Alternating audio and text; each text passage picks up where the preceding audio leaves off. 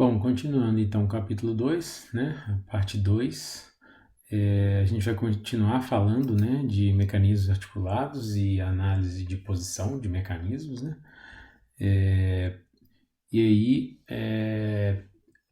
se não me engano, o item 2.3 do livro, né, do MABI, ele começa a apresentar um método para análise de posição de mecanismos, que é o método Newton-Raphson, tá? É um método que usa o princípio do método iterativo, né, para poder resolver, né, uma análise e realizar uma análise de posição de mecanismos. Nós vamos observar que esse método ele é um método bastante trabalhoso, envolve muitas contas, muitos cálculos, né, para poder fazer uma análise de posição de mecanismos. Existiriam métodos mais simples, né, para poder fazer uma análise de posição de mecanismos. Mas a gente vai aprender aqui no capítulo 2 essa parte, porque esse método Newton-Raphson, basicamente, ele parametriza o mecanismo e trabalha com vetores, né? E lá no capítulo 8, quando a gente estiver falando de análise de posição, de velocidade e aceleração de mecanismos, o método vetorial vai ser talvez um dos mais preferidos, né, pela turma. Então é importante a gente fazer enxergar todos esses métodos, né, aprender e depois poder avaliar qual que seria o mais interessante para se aplicar, tá? Então, basicamente, o que ele faz com o mecanismo de 4 barras foi definir vetores para representar o comprimento de cada barra, né, num sistema de coordenadas x, y, né, para o mecanismo planar, né, no plano bidimensional. Então, a distância do ponto O2, né? Então, aqui no meu mecanismo, aqui seria o ponto O2, né? Aqui seria o ponto O4, o ponto A e o ponto B, né? Lá do mecanismo de 4 barras que a gente está acostumado a trabalhar. Então, basicamente, o R2 é o comprimento da barra 2, o R1 o comprimento da barra 1, o R3 o comprimento da barra 3, o R4 o comprimento da barra 4. Os ângulos θ2, θ3 e θ4 definidos do eixo X no sentido anti-horário até chegar na barra, como a gente já tinha falado anteriormente, né? E aí, o que ele faz? Ele pega e orienta os vetores dessa forma que está representado nessa figura.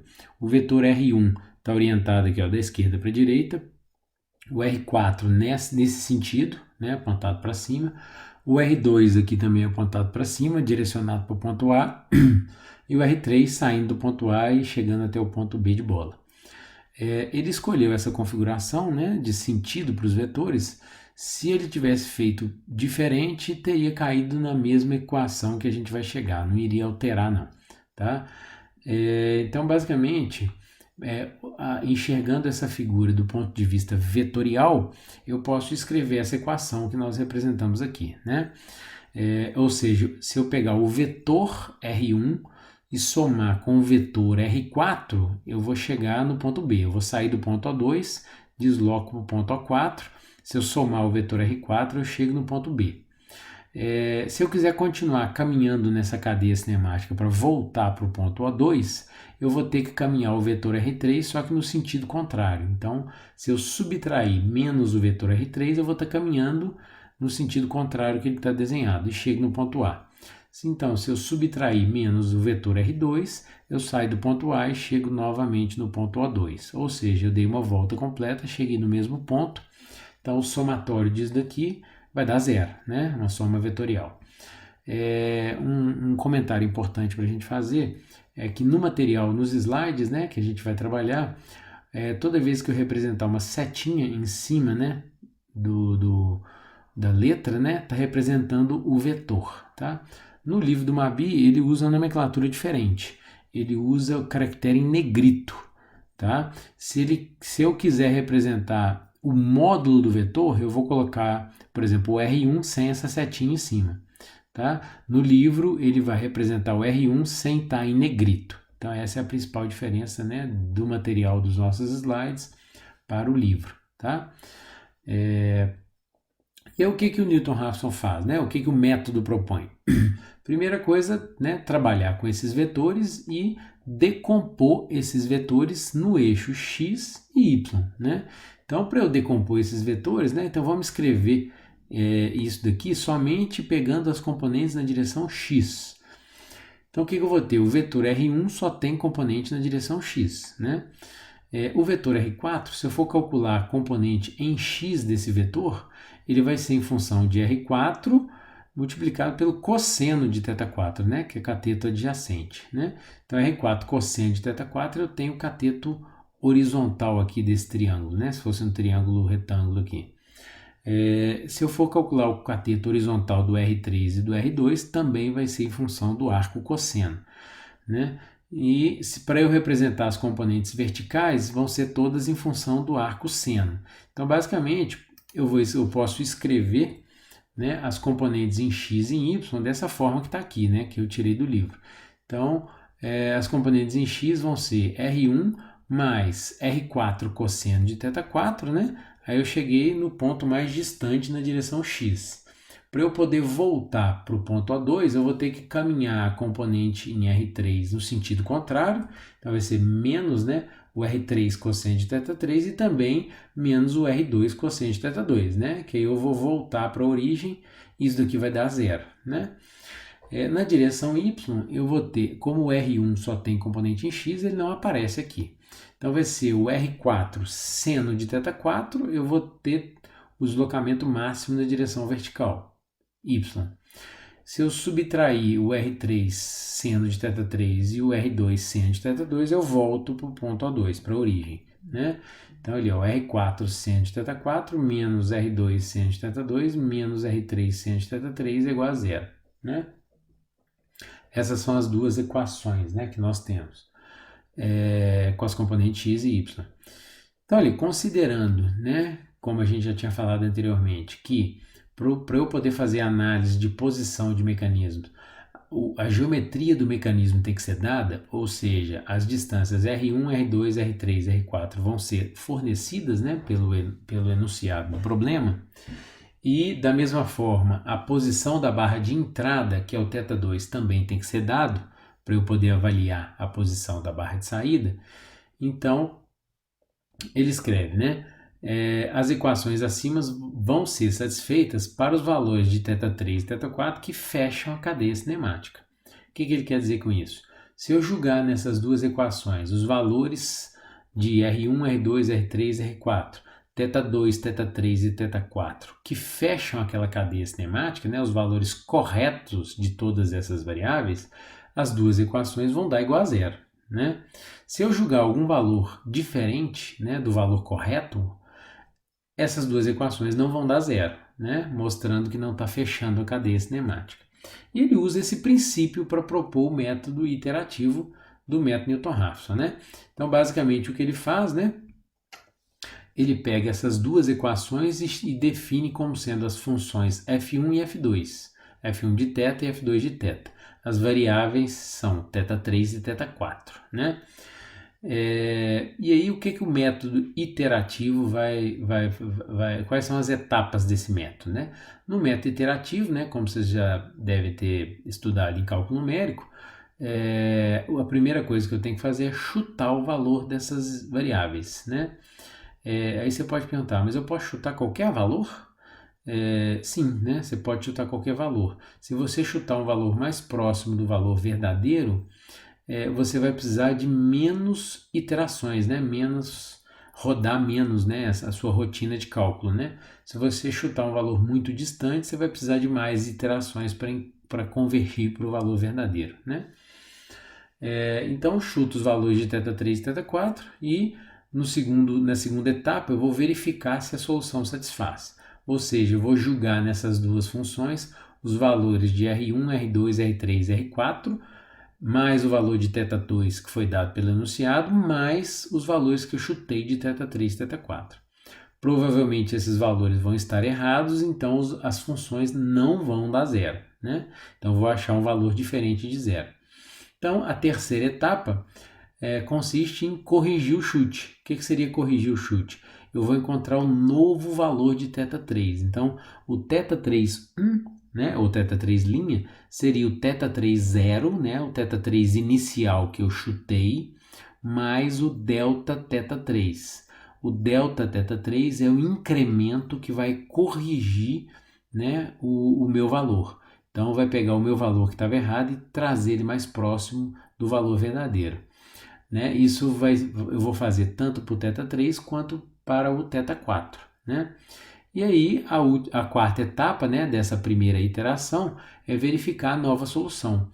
Então, eu vou jogar novamente na minha equação os dados de entrada do problema, mais os novos valores de θ3 e θ4, que a gente espera que esteja mais próximo do valor verdadeiro, e, consequentemente, o valor da função vai ter que se aproximar de zero, mostrando que ele está convergindo. Né? Se isso acontecer, quer dizer que ele vai estar convergindo.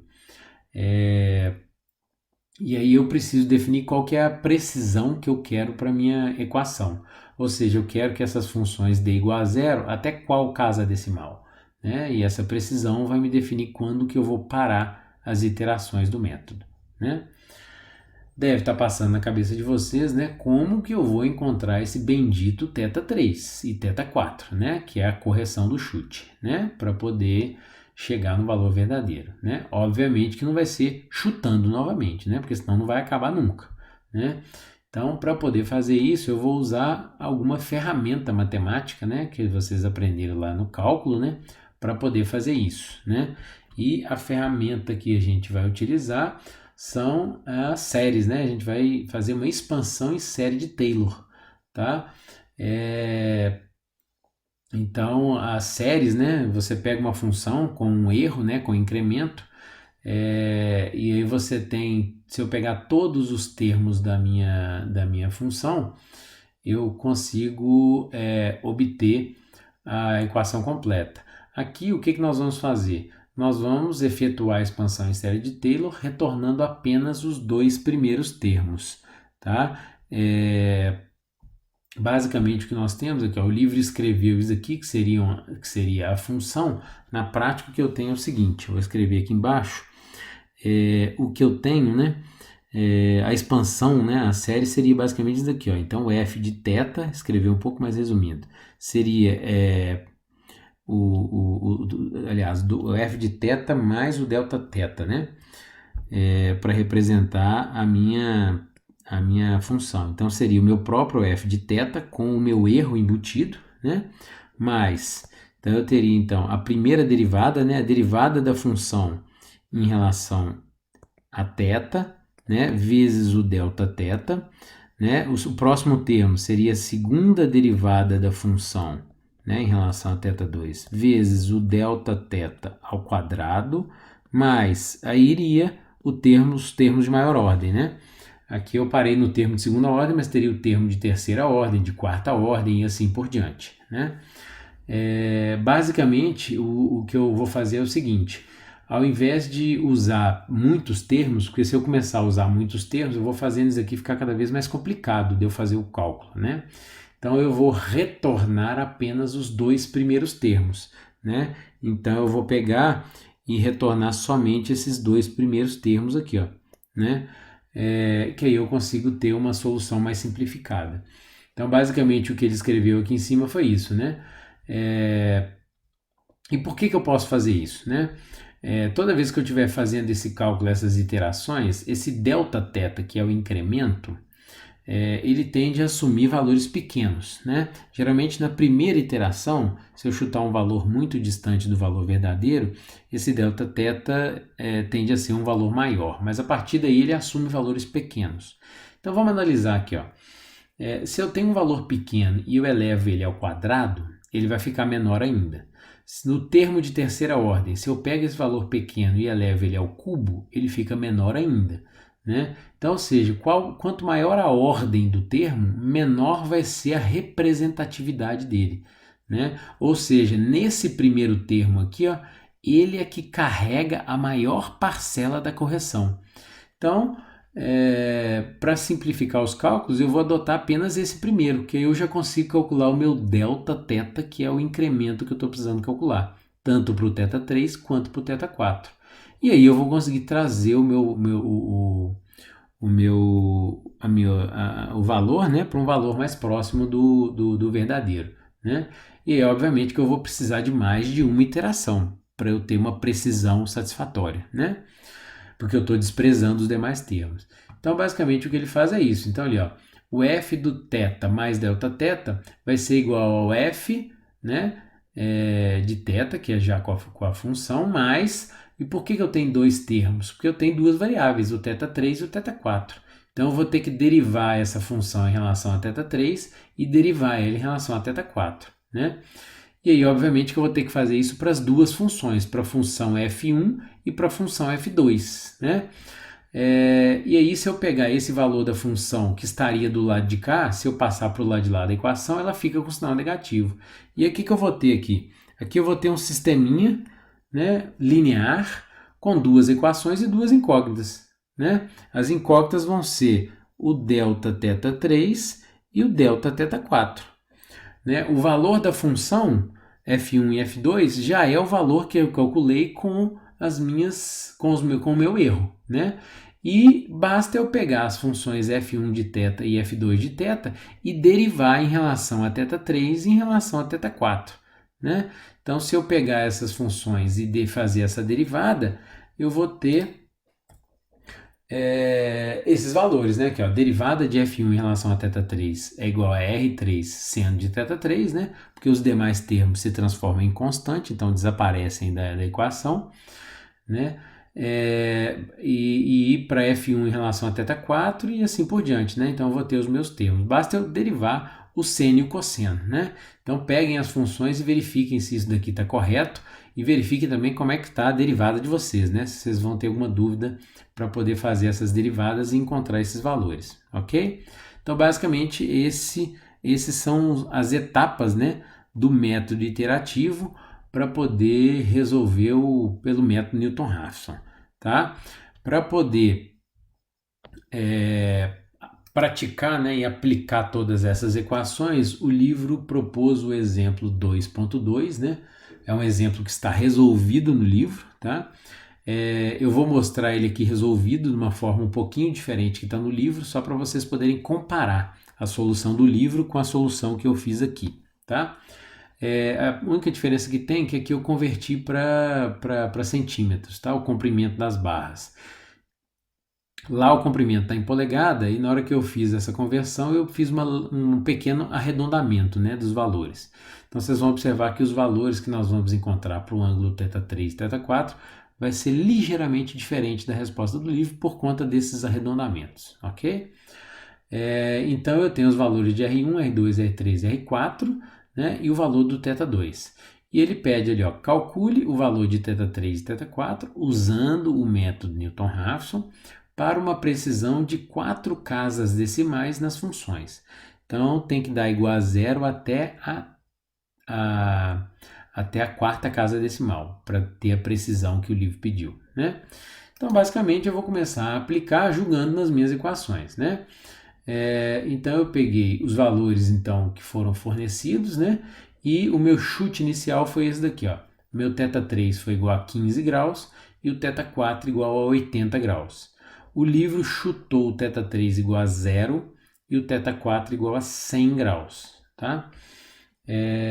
A principal diferença é que o livro, para chegar no valor verdadeiro, ele precisou de 4 iterações. Como eu chutei um valor mais próximo do valor verdadeiro, eu precisei de uma iteração a menos. Com 3 iterações eu consegui ter a resposta com 4 casas decimais, tá? E aí é bom que vocês vão ver que vai convergir basicamente para o mesmo valor, né? Então, julgando os valores, né, dados do enunciado, mais os valores que eu chutei do θ3 e do θ4, na minha função f1 e f2, eu achei que o f1 deu menos 2,714 e o f2 deu 2,668, mostrando que são valores diferentes de zero, mostrando que o valor de θ3 e θ4 estão errados, né? E aí eu vou começar a minha primeira iteração. Então, aqui não está mostrando os valores das derivadas de f1 e de f1 em relação a θ3 e θ4, mas está mostrando da função f2, tá? É até bom para vocês fazerem e ver se vocês vão encontrar esses valores que estão no sisteminha, né? E aqui, basicamente, nós temos o sisteminha lá com duas equações, né? E as duas incógnitas, né, que a gente tem para calcular, que é o delta θ3 e o delta θ4, ok? Aqui basicamente eu estou mostrando a solução de uma forma mais simplificada para vocês também tentarem fazer e tirarem qualquer dúvida, tá? O meu sisteminha linear é esse daqui, né, das funções f1 e f2. Resolvendo esse sisteminha linear, eu vou encontrar aqui um valor de delta θ4 igual a menos 0,1420 e um delta θ3 igual a 0,1191. Um cuidado importante, né, uma observação importante para a gente fazer, esses ângulos que nós vamos encontrar aqui nessas equações, né, como o ângulo está direto na equação, não está dentro de um arco seno, cosseno, tangente, ele vai ser encontrado em radiano, tá? Toma cuidado, isso não está em grau não, né? Se você pegar esses, por exemplo, no θ3, que eu chutei igual a 15 graus, se você somar 15 graus mais 0,1191, claro que vai dar errado, né? Você não vai conseguir convergir nunca. Você tem que primeiro converter para grau, né? Então, lembrando, né? Basta aqui multiplicar por 180 e dividir por π, né? Que a gente vai ter o valor ali do θ3 e do θ4, né? Então, deu menos 8,14 graus e 6,82 graus.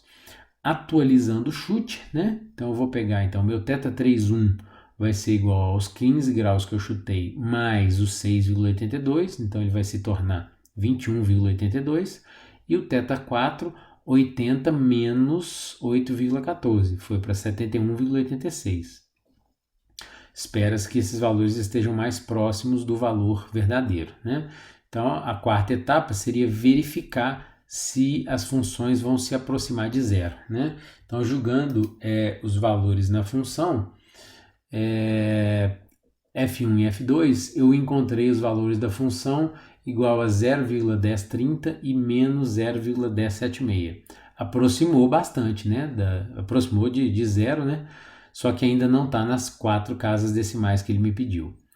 Então, vou ter que fazer a segunda iteração, né? Então, eu calculo novamente as derivadas, né, de f1 em relação a θ3 e θ4, também de f2, faço meu sisteminha linear, né? Esse aqui é o meu sistema linear, resolvo novamente e encontro os valores de delta θ3 e delta θ4, né, que são os incrementos. Aqui eles já estão bem menores, né? Convertendo para grau, deu menos 0,27 e 0,28 graus. Então, corrigindo novamente o chute, então esse é o meu θ3, duas linhas, né? Então ele vai ser 21,82 mais menos, né? Então ficaria menos 0,27. Então caiu para 21,55. O θ4 foi para 72,14. Julgando esses valores nas funções, ela deu a F1 deu menos 0,0015 e o F2 0,00267. Está convergindo, né? Está aproximando cada vez mais do zero com 4 casas decimais, mas ainda não foi suficiente, né? Na terceira iteração, veja bem que o valor do meu θ3, ele variou lá na terceira casa decimal, de 21,55 foi para 21,558. E o θ4 de 72,14 foi para 72,138. Julgando esses valores na função, eu encontrei as funções igual a zero até a quarta casa decimal, né, atendendo a precisão que ele me pediu, ok? Como eu comentei, o livro chegou em valores muito próximos disso, né, com 4 iterações. A diferença no valor do ângulo que ele obteve em relação ao que eu obtive, lembrando que é em relação ao arredondamento, né, quando eu converti para centímetro, tá? Que o dele lá está em polegadas. Mas é basicamente seria o mesmo valor se eu tivesse usado exatamente o mesmo valor em polegadas, né? Tá? Então esse é o método Newton-Raphson para análise de posição de mecanismos articulados, né? É um método que vai envolver muitas equações e muito cálculo, né? Eu costumo falar que é um canhão para matar um mosquito, tá? Existiria uma forma mais simples, né, de poder analisar e resolver esse problema.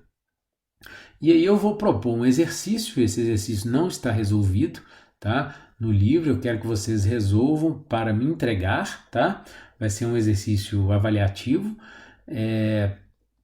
e aqui está o enunciado dele, então vamos discutir ele aqui, ó.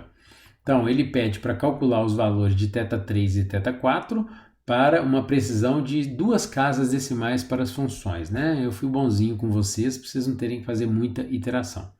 Então, os valores de R1, R2, R3 e R4 foram fornecidos e estão em milímetros e o θ2, 60 graus, tá? É uma figura bem parecida com o problema que a gente estava trabalhando.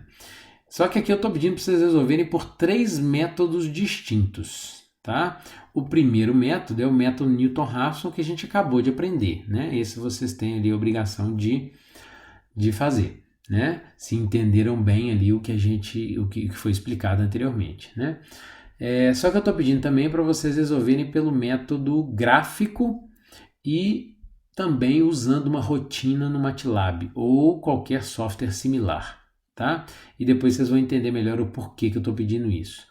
Vamos discutir um pouquinho sobre esses dois métodos, o segundo método e o terceiro método, tá? Eu vou explicar um pouco aqui e, obviamente, que na nossa aula síncrona, né? A nossa aula que a gente vai fazer, provavelmente lá no MS Teams, né? A gente vai discutir mais detalhadamente sobre como fazer esses dois métodos, o segundo e o terceiro, tá? O método gráfico, como o próprio nome diz, você consegue resolver ele desenhando, né, graficamente, tá? Como fazer isso? Vamos discutir aqui que vocês vão aprender de como seria fácil fazer esse método. Com esses dados de entrada que eu tenho aqui, ó, vamos supor que vocês vão utilizar um software, né, que é o que eu indico vocês fazerem. Pegue, por exemplo, um AutoCAD da vida, um Inventor, um SolidWorks, né, e comecem a fazer o desenho do mecanismo. Então, como é que vocês teriam que fazer? Primeiro, vocês teriam que tentar definir esses 4 pontos do mecanismo, né? Então, primeiro vocês iriam definir no seu centro de coordenadas lá do seu sistema, vocês iriam definir o ponto O2, né? Com os valores que foram dados pelo enunciado, vocês iriam utilizar a distância R1, né, 300 milímetros, na direção X horizontal, e vocês encontrariam o ponto O4, né, julgando o valor de 300. O ponto O2 e o ponto O4 estariam localizados lá dentro do AutoCAD, lá, por exemplo. E aí agora basta eu localizar o ponto A e o ponto B, que eu consigo medir os ângulos, né, lá dentro do meu programa. Então, como que eu vou fazer? Primeiro eu encontro o ponto A. Como é que eu vou achar o ponto A? Ele me deu o valor de R2 e me deu o ângulo θ2. Então, eu tenho o comprimento da barra 2 e tenho esse ângulo, né, de inclinação aqui, θ2. Julgando esses valores, né, usando o comando linha, né, e julgando a distância, o comprimento da linha e o ângulo, eu encontro facilmente o ponto A, né? E agora basta achar o ponto B. Achando o ponto B, basta medir os ângulos, né? E aí, qual que seria a ideia para achar o ponto B? Pensem um pouquinho aí, podem parar o vídeo, né? E pensem um pouquinho como vocês encontrariam o ponto B. Talvez a melhor forma de fazer isso, existiria mais de uma forma de obter, mas acho que o mais fácil de fazer seria usar o comando círculo, né? Fazer circunferências, né? Então, o que eu iria fazer? Eu iria traçar uma circunferência com centro no ponto A, com raio R3, né, que foi dado. E aí vocês encontrariam uma certa circunferência, né, que vai estar passando ali no ponto B. Depois eu faço a mesma coisa, vou traçar uma circunferência com centro no ponto O4, com raio R4, que foi dado. Eu vou achar uma outra circunferência. Não ficou muito bom não. Onde essas duas circunferências se cruzarem, é o ponto B, né? E aí basta você usar o comando dimensão, né, o comando dim, para poder cotar, né, quanto que vale esses ângulos, né, o ângulo θ3 e o ângulo θ4. Você iria desenhar o mecanismo e depois cotaria, né? Extremamente simples de fazer, né? Lembrando que, por exemplo, no AutoCAD, geralmente quando você vai cotar, o ângulo ele já vem arredondado, né? Como você precisa ter uma precisão considerável, você tem que entrar nas configurações lá e mandar ele te dar o ângulo com 2, 3, 4 casas decimais, né? Para você achar o valor verdadeiro dele, né? Eu até sugiro vocês resolverem esse problema primeiro pelo método gráfico, né? Depois vocês podem ter uma boa palpite de chute, né? Para chutar um valor próximo, para não ter que fazer tantas iterações para poder achar essa precisão que ele pediu, né? E a rotina do MATLAB nada mais é do que você eu vou pedir para vocês pegarem exatamente o método Newton-Raphson, as equações do método Newton-Raphson e jogar na rotina do MATLAB, né? E aí vocês podem, por exemplo, usar aquele comando while, né? Ou seja, enquanto as funções f1 e f2 forem diferentes de zero até a segunda casa decimal, ele repete aquele algoritmo de cálculo. Na hora que bater a precisão de duas casas, ele para, né? Você pode até colocar um contador que ele vai te mostrar quantas iterações ele teve que fazer, tá? E aí, para quem tem dificuldade com isso, podem fazer juntos, né, com colegas, né? Que aí é uma boa oportunidade de vocês aprenderem um pouco mais a mexer em softwares, né, como o SolidWorks ou o AutoCAD e um software MATLAB ou qualquer similar, tá? Para poder fazer isso. E aí vocês vão entender muito bem que lá no capítulo 8, quando a gente estiver fazendo análise de velocidade e aceleração, lá a gente vai ter 3 métodos para poder fazer isso. E vão ser bem parecidos com esses 3 métodos, tá? Então por isso que eu estou pedindo para vocês aplicarem esses 3 métodos aqui no capítulo 2, ok? Então resolvam esse exercício. Se tiverem dúvidas, na nossa aula síncrona a gente discute sobre a solução, ok?